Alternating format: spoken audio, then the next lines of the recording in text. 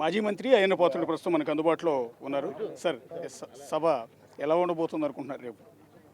బ్రహ్మాండంగా ఎవరు ఊహించినదిగా ఆ రోజు నందమూరి తారక రామారావు గారు సభలు చూసాం.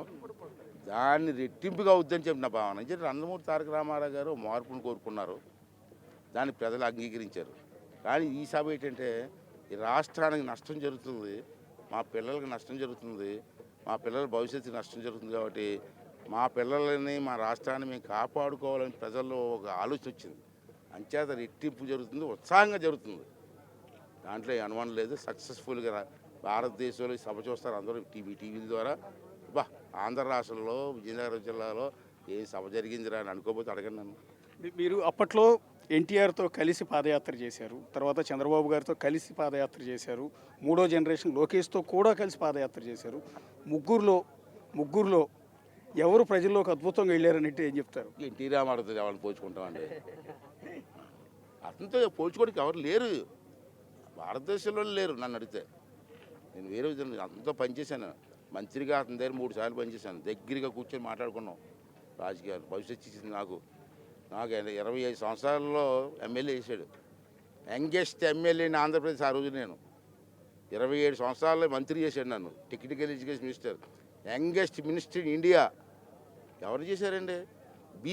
ఒక బీసీ ఓని తీసుకొచ్చి పల్లెటూరు నుంచి చేశారు. అతనితో ఎవరిని పోల్చొద్దండి.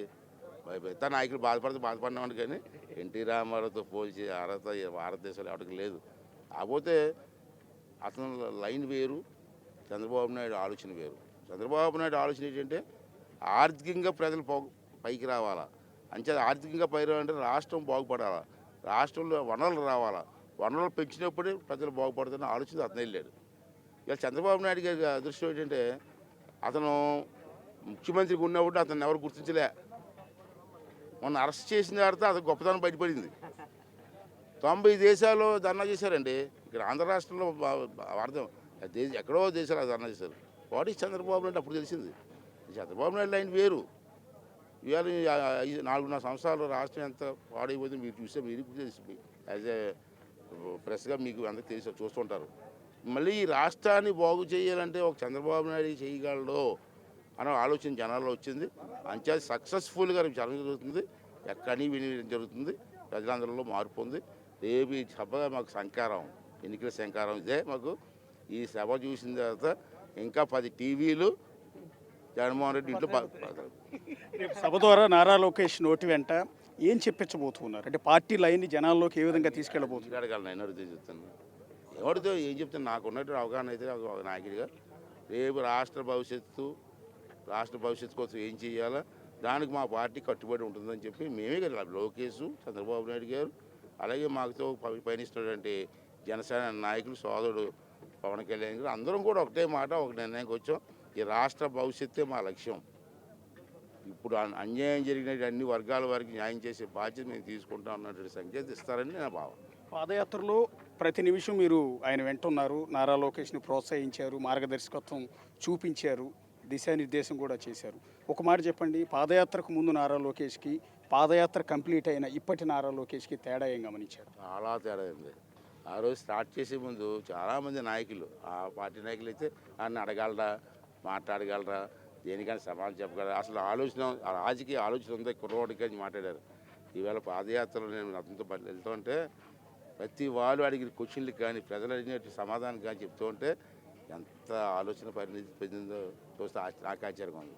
అంచేది భవిష్యత్తులో, ఇప్పుడు కాదు భవిష్యత్తులో చూస్తాను, మళ్ళీ ఇప్పుడంటే మళ్ళీ తేడా అవుతుంది. మళ్ళీ భవిష్యత్తులో కాబోయే నాయకుడు ఈ రాష్ట్రానికి నారా లోకేష్ గారు తప్పనిసరిగా ఉండి తీరవలసిన అవసరం వస్తుంది. యూత్కి ఒక బలం అవుతారు.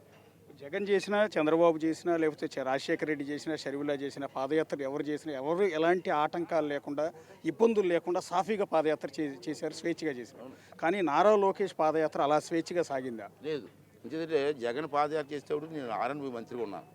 చిన్న ఉదాహరణ చెప్పాలా, అప్పుడు చంద్రబాబు గారు ముఖ్యమంత్రి, కామినేని శ్రీనివాసరావు గారు ఆరోగ్య శాఖ మంత్రి, మీకు తెలుసు కదా. చంద్రబాబు నాయుడు గారు రోజు రాత్రి 10 గంటలు మాతో మాట్లాడేవాడండి.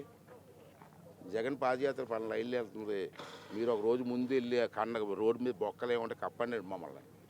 నేను ఆర్మీ కదా, నేను రోజు వెళ్ళి మా వాళ్ళు తీసుకెళ్ళి ఇంజనీర్లు తీసుకెళ్ళి ఈ పాదయాత్ర ముందు నాకు పాదయాత్ర ఇది. తర్వాత కామినేని శ్రీనివాసరావు అతను ఎక్కడ కూడా చిన్న ఆరోగ్య ప్రాబ్లం రాకూడదు, డాక్టర్లు పెట్టి రోజు 4 డాక్టర్లు లేదు 2 అంబులెన్సులు పెట్టి అతను పాదయాత్ర అంతా మేము కవర్ చేసాం. అది చంద్రబాబు గారి నాయకత్వం.